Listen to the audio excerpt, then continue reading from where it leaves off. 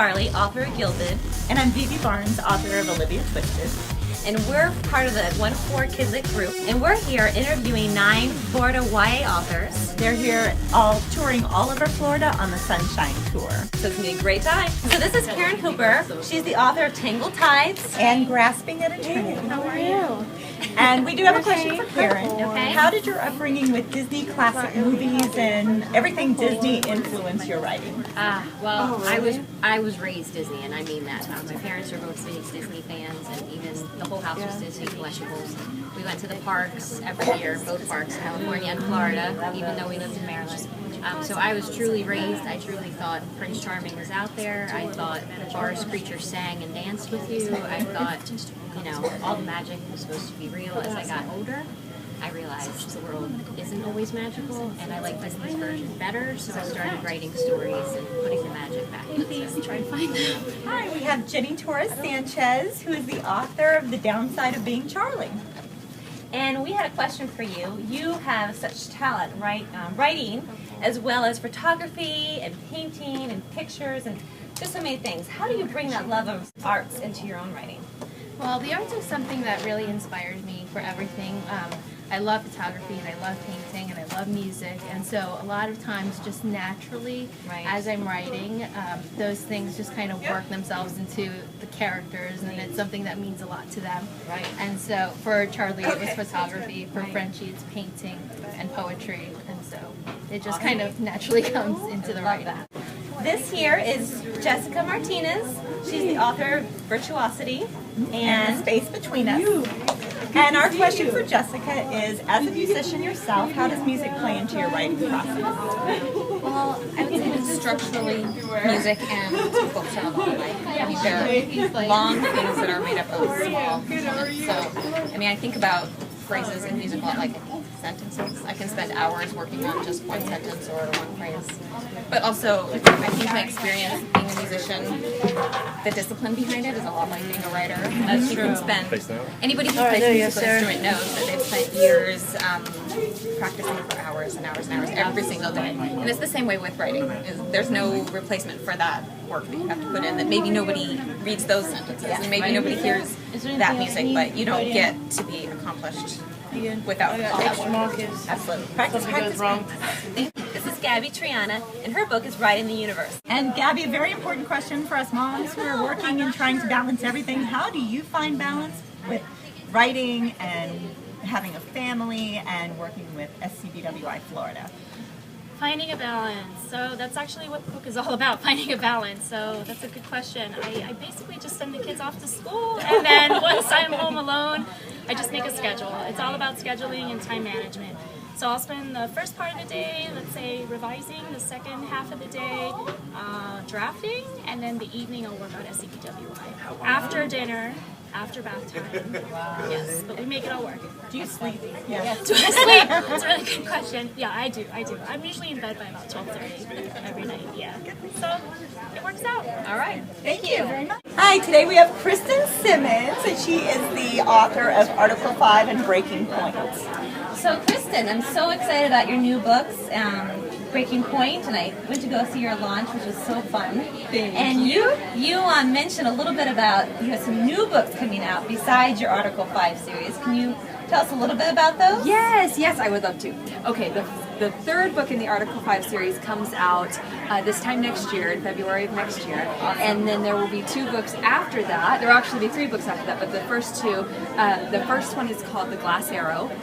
And The Glass Arrow is set in a society where women are endangered, and there is a girl who is captured, a free girl who is captured in the mountains and sold for breeding rights, essentially. And the next book is called Metal Town, and that is the story of some young sweatshop workers who are come together to form a union and kind of fight against the powers that oppress them. So those are going to be the next books that come out after the series. Yeah, you're very busy. Yes. Hi, today we have Anna Banks, and she is the lovely author of Poseidon. And we are noticing that in Poseidon you have multiple point of views. And we know that's not an easy thing to do. What do you do to make that effective and make it work? Okay, for Emma's point of view, it's really just like me talking, you know? It's like just me barfing on the page because she sounds a lot like me. Right. But for Galen, I usually have to get myself in the mood to write his point of view, so sometimes it's not a linear thing that I'm writing. Sometimes I actually have to go back and write something from Galen's point of view. Interesting. Yeah, so I'll put like, oh God, don't laugh. I'll put 80s love songs on or something like that, like to get myself in like the romantic, you know, mood for Galen.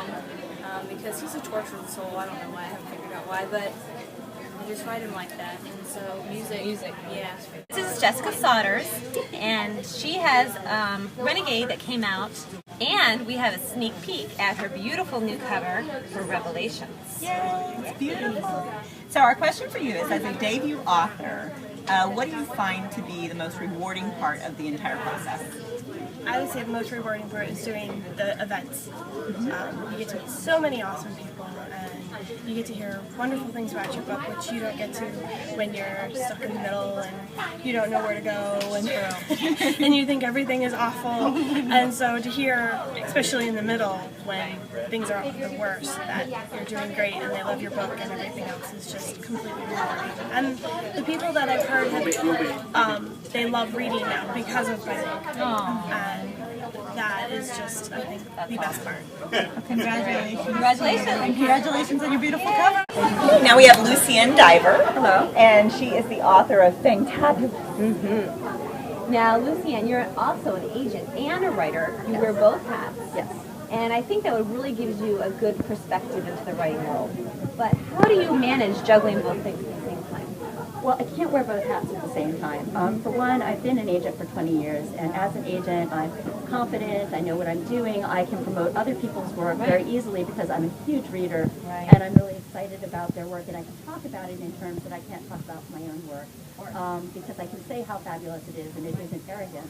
Plus, when I'm talking about my own work, I'm completely neurotic and insecure, and I can't talk about how fabulous it is, because what I can say is, I really think this doesn't suck, and it might be a really cool idea if I could just pull it off. And that's the way I talk about my own work. So, so I'm just two different people, and they just can't coexist at the same time. So really, usually I write first thing in the morning. I wake up and I just am prepared to write. I grab my coffee, decaf now, which is killing me, and my notebook because I freehand everything, and then I just write for an hour before I have to start really working. And once the end of that hour comes, really there's just a switch over. By that point, my brain is on, and it's my critical brain, it's my agent brain, and I actually need it to be off when I'm writing a first draft, because if it isn't, I stop myself. I keep worrying about having to get everything perfect, because I am a perfectionist and a type A personality and all of that, and I really need that part of my personality to be asleep in order to get it all on a paper. I can edit sometimes later in the evening because I need my critical brain for that and for revision, but for the first draft, for writing, I really just need to be my agent self, and my sheer brain age, needs to take over. We have Heather Burch, who is the lovely author of the Halflings series. And I noticed that you're a fan of the X-Men, and I love X-Men, and I love romance as well. And you also have a fabulous series called the Halfling series. And we wanted to know if you had any advice for writing in a series. I love writing in a series because there's so much you can explore that is hard to explore in one book. Right. So my best advice would be, really give yourself time to explore the characters, to explore the situations and everything. I mean, just really allow yourself to go down all those rabbit trails and find what is working for each character and for what's going on with the story, because you don't know what's gold until you really clean it up and shine it up. You don't know what's going to be golden that you're going to have. So that would probably be my advice. That's fantastic. Hi, this is Sarah Nicolas, and she is the coordinator for the Sunshine Tour. So my question, actually our question is, you put this fabulous tour together with all these authors, a Facebook page, a blog, posters, bookmarks, you name it, you've done it. Yes. What advice do you have for other people wishing to put a book tour together? Quit your day job? No. One is to start planning earlier than you think you're going to have to start planning. I started probably about 2 months before our first stop, and I really should have started sooner because the bookstores are slow to get back to you, especially because we started talking to them in December, which is a very busy time for them, so they're really slow to get back to us. And then also enlist help, like there are always bloggers and stuff willing to help you. Jenna from Making the Grade Reviews designed all the branding.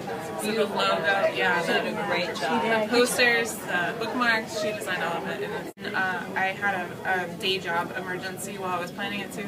And so some of the authors helped me out with like calling bookstores, and Heather Burch actually found this store and I'm glad initiated near my home. contact. So yeah, start early and Excel spreadsheets on Google Docs for everything. And then cross your fingers, but you did a wonderful job. Yeah, I hope people show up.